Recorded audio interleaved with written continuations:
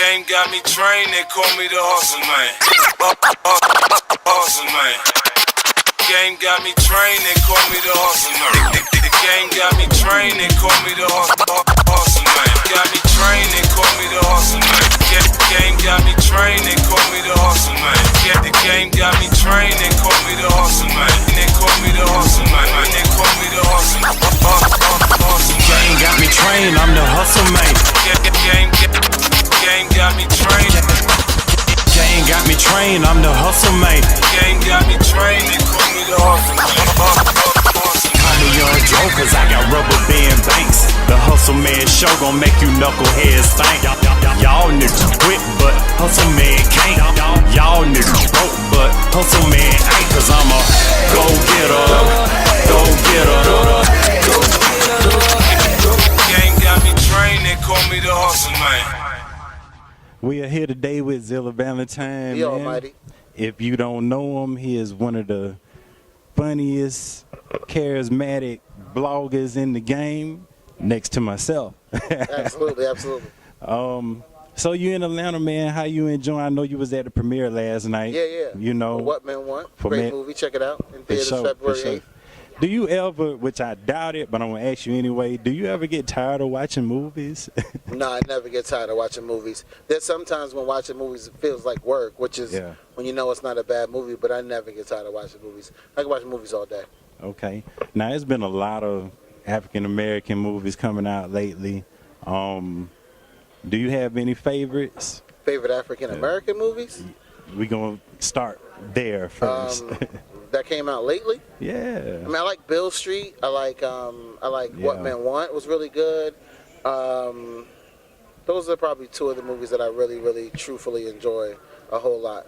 Okay, that's good. That's good. I know you made a post about some of your favorite movies at the year end. Absolutely. Do you want to change your mind on any of those? I stand by my stuff. Okay. Green Books is a really good movie, very problematic, just because the guy who made it wrote it said a bunch of stuff, and then the lead actor said the N-word. That was a bit stressful.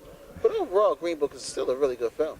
And I went back and looked at some of the history of that movie, and I seen that the real family was involved with it, and it's a pretty dope history. I don't know what made them want to make a movie out of it initially, but it turned out to be really dope, man. And a lot of those backstories, like I'm watching the Versace joint right now, and I had to go back to the backstory to really, you know, because I didn't know. I've watched the Versace thing on Netflix, right?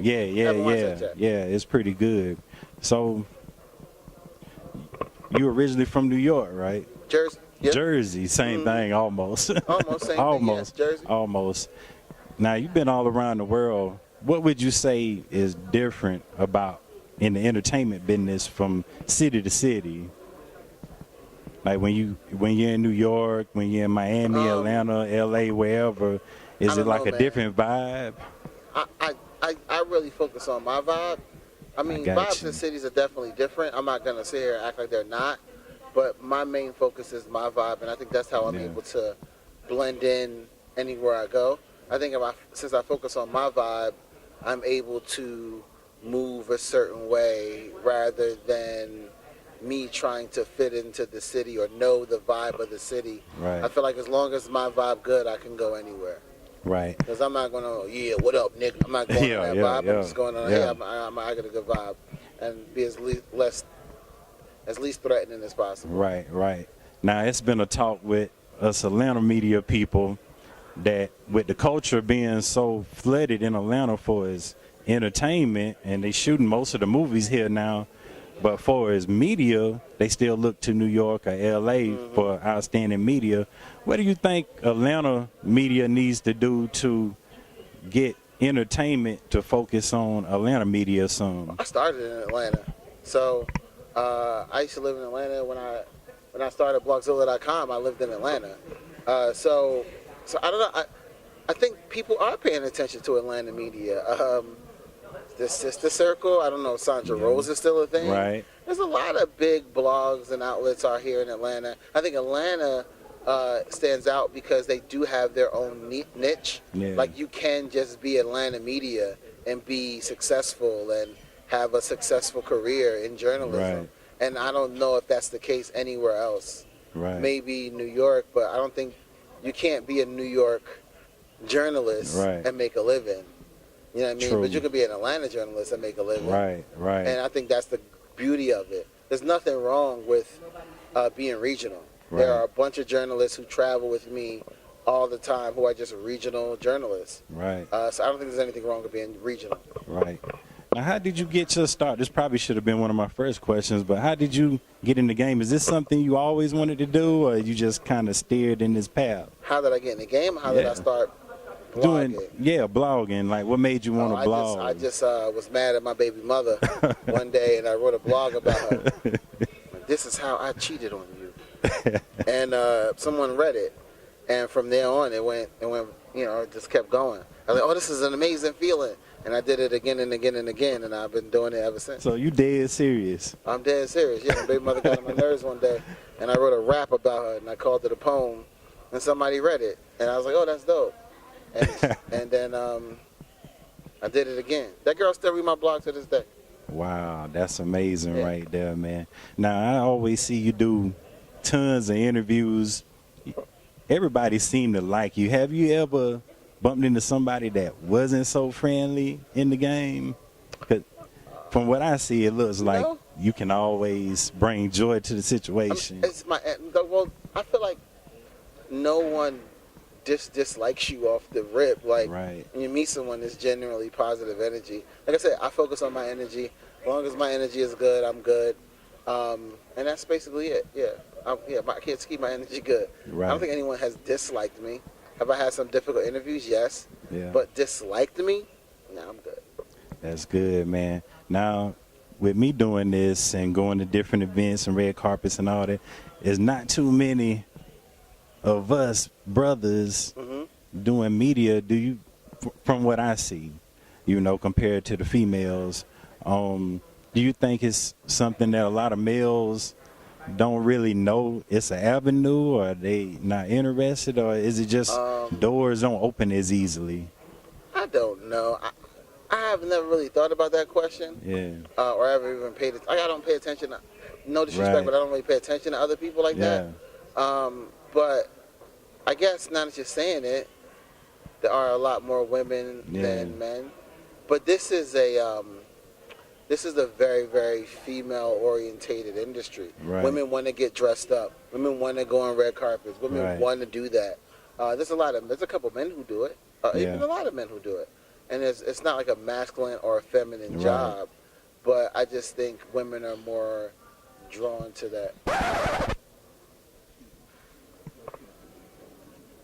All right, cool, Jeff. Thank you very much. I happened to meet Monica. Monica, dope, and Monica and I backstage, and my daughter called me, and the recording went missing. We had to do the whole interview. She delayed her show for me, so shout out to Monica. Wow, shout out to Monica, man. We recorded a dope interview, and I didn't press record. Is it press record now? It's definitely. I see the red light now. Okay. We good to go now. Just checking. But yeah, that happened to me, man. Well, not so much with the recording, but I had a virus get in my computer, and I had legendary footage with the Migos and 2 Chainz. And before they like really took off, and everything's gone, and nobody gonna believe that 2 Chainz cussed me out because I was in his way. And nobody gonna believe the Migos was on the microphone, just drunk as they can be, saying everything. And I'm like, oh, man. I believe. Yeah, man. And I have a Monica story, too. What's your Monica story? Monica's a great person. That's another one that I lost the interview on. I met her a while ago, got a little picture with her, but I was trying to get an interview. She did a show here, and I left my bag with all my stuff in Monica's dressing room. So I'm thinking, it's safe. If it's not safe anywhere else, it's safe in Monica's dressing room. It wasn't safe. After she performed, I followed her back to the room. But I had a Gucci bag that wasn't so Gucci, but whoever took it probably thought it was. And that was it for my camera, microphone, the whole nine. So, sorry you had to go through that. Yeah, man. So I missed the Monica interview. and I lost all my equipment. But you see, we back. We back here. We Bigger back. than ever. Now, Soulja Boy, Soulja Boy, tell him. he's viral right now. Yeah. Do you ever wish some of the positive things would go viral like stuff? I think his interview is viral. I mean, depending on which one you're talking about. The Drake, that one is great. It's great content, and I don't think there's anything negatives about it because he's just saying, you know, Drake borrowed my line. And then the one with him having businesses is viral too. I mean, he has a lot of businesses, and he's saying, you know, if we work together, we could really build something. There's nothing wrong with that. I think sometimes his antics get in his way, Right. but overall, I think Soulja Boy is a dope businessman and a very brilliant mind, even though he is a bit ignorant. Yeah, for sure. I had an interview with him a couple years ago, and he's mad aggressive, like just talking in general. He's aggressive anyway, and I think he's just passionate about his craft, He's man. been famous most of his life. Right. He's been early most of his life, and he gets no credit for it. Right. I totally understand why he's the way he is. Right. Not right. mad at him. And, you know, not only is he viral, of course, R. Kelly is also. Can we separate the art from the artist, or is it all in one bundle? I mean, look, to each his own. I'm never going to sit here and tell someone what to do or how they should be. I'm not God. I'm not your creator. I'm not your keeper. Me personally, I know I don't listen to R. Kelly. I haven't listened to R. Kelly in years. Has he made great music that people enjoyed? Yes, I won't deny him that. Have I enjoyed his music in years? No, I have not. There was a point where I was listening to old stuff, but the old stuff is the most problematic stuff when you really put, you know, your P's and Q's in order. So R. Kelly, for me, is canceled. He's been canceled for years. So, I mean, but if you still listen to R. Kelly out there, America, that's on your conscience. That's on your God. Hopefully, when you get to heaven, they'll let you in.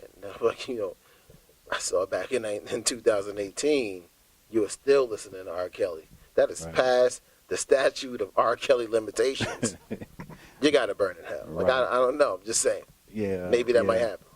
Maybe I'm wrong. I think everybody need their ass whooped in that situation. For his parents. You can't whip an accused. You can't whip a person who's abused. Like mental abuse is serious. Mental abuse is a real thing, and sometimes you don't even really truly realize what you're doing, especially when you're 15, 16, 18 and super impressionable. Like, you can't blame a victim. Right. Well, maybe not so much the victims, but when I seen the parents let the kids go off with, like, Michael Jackson, I don't know if he was guilty or not, but I don't think I would let my child go spend the night with Mike anyway. So then you think he's guilty? If you wouldn't let your kid spend the night with Michael Jackson, you think he's guilty? You think Michael Jackson's guilty? Which is your call to do that. But if you wouldn't let your kid, then you think he's guilty. Never thought of it that way, but I guess. But if you don't think he's guilty, then you let your kid spend the night at Michael Jackson's house.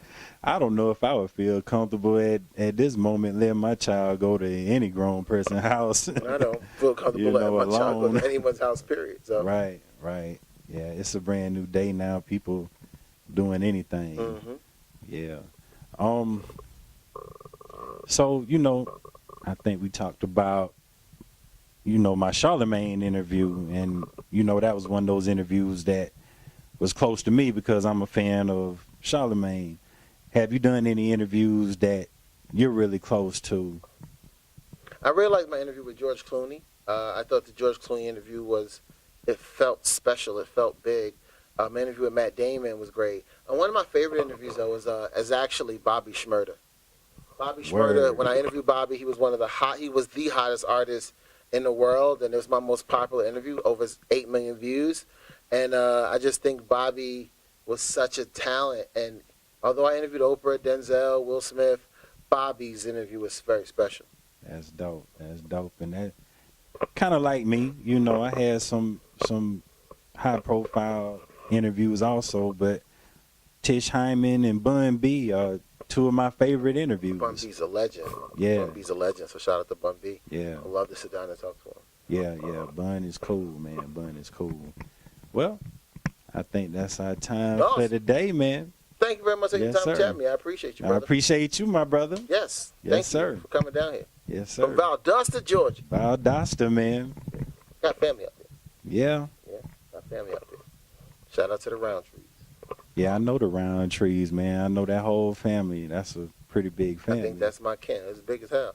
Our great granddaddy was a traveling salesman, and he got like 55 kids. It's crazy.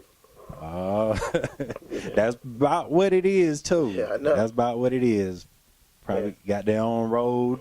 My family got their own road. Yeah. You know, this is not too far removed from the cotton picking days. They still growing cotton down there. They got a lot of land down there. It's a lot of land, man.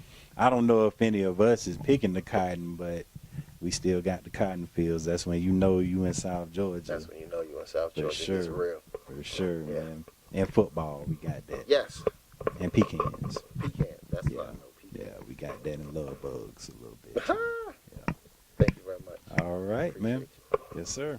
Thank you.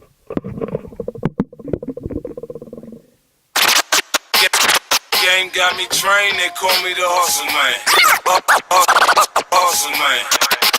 Game got me trained, they call me the hustle man. The game got me trained, they call me the hustle man. Got me trained, they call me